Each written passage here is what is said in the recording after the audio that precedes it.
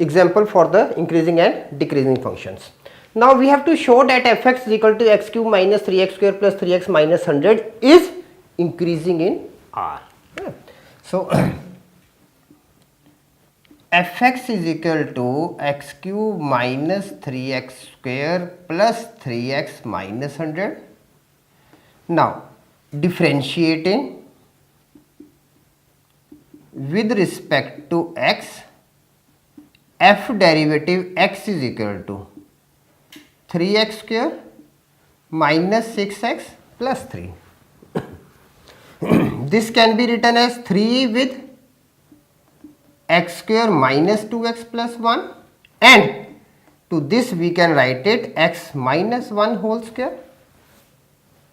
Now we are having x minus 1 whole square. So f derivative x is greater than is equal to 0.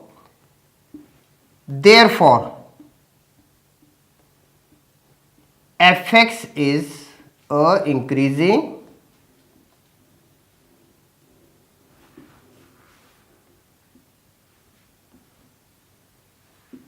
function in R. Okay, because we have got it is greater than is equal to 0. So that's why it is a increasing function.